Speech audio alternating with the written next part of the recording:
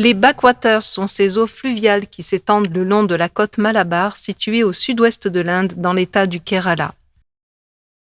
Elles se composent de 5 grands lacs liés par d'innombrables canaux abreuvés par les fleuves descendants du nord. Ce labyrinthe aquatique est formé de 900 km de fleuves parsemés de villages. Romantique, bucolique, féerique, magique, les adjectifs ne manquent pas pour décrire ce lieu hors du commun.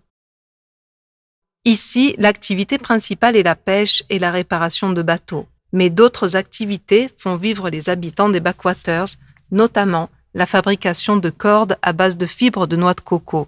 En effet, les coques servent de combustible et les fibres sont récupérées. And the fiber part. Kerala we call it kair from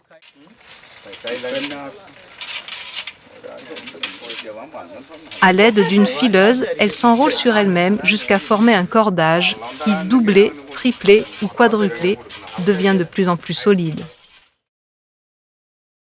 Mais l'activité la plus importante reste la fabrication de sable de ciment. Les pêcheurs gardent la viande, mais les coquilles sont récupérées pour être chauffées à 1000 degrés, puis arrosées.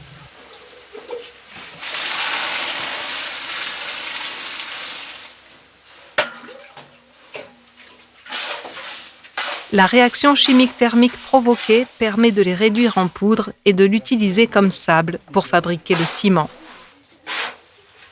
Dans le dédale de ce labyrinthe, le seul moyen de transport est le ketuvalam. Ce bateau-maison traditionnel, appelé aussi houseboat, est une grande barque abritée. Fabriqués à base de bois de bambou et de bois de noix de bétel, ces bateaux de plus de 3 tonnes peuvent transporter jusqu'à 2 tonnes de marchandises. Ils servaient autrefois au transport de récoltes locales, des champs jusqu'au marché, ou comme habitation d'appoint lors des fortes moussons. De nos jours, ils servent principalement au transport de personnes. C'est dans la lenteur et la langueur des canaux que Diwagal nous emmène aujourd'hui.